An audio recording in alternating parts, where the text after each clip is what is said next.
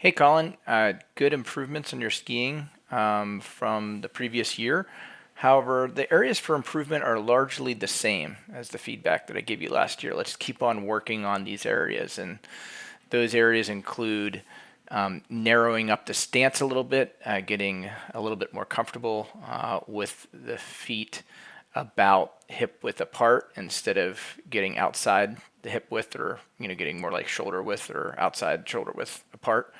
And of course, in order to do this, you have to improve your lateral balance and be able to balance over the inside edge of the outside ski a little bit better. I'd say that's probably one of your primary areas for improvement, would be just improving your lateral balance, ability to balance over that outside foot.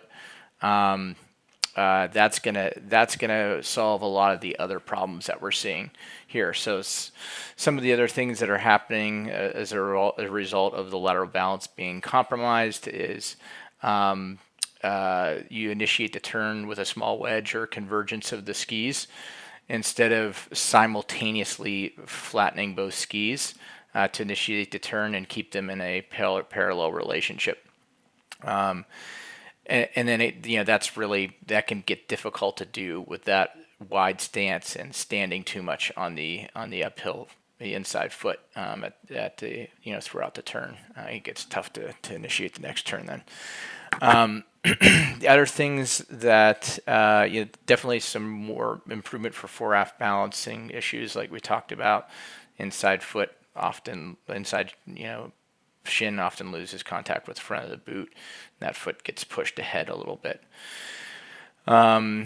We talked about the pole plant. Sometimes the pole plant swing and timing is appropriate. Other times it's not. Like occasionally you swing the pole and plant up the hill, like right there, instead of swinging the pole down the hill.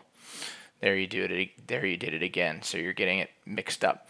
So again, like we talked, just think about if I'm making my right turn and I'm swinging my right hand down the hill to initiate my turn to the right, and making my left turn, swinging the pole down the hill with my left hand to make the turn to the left. So that should help with getting the pole plant on the right side, and then from there we can just work on the timing of the movements and using that pole swing to signify the end of a turn and preparing for the next turn, and getting that touch to happen at edge change when we're on groomed terrain. So I hope this feedback helps, and we'll just keep on working on things to get the basic parallel tightened up a little bit more for the level 1 exam.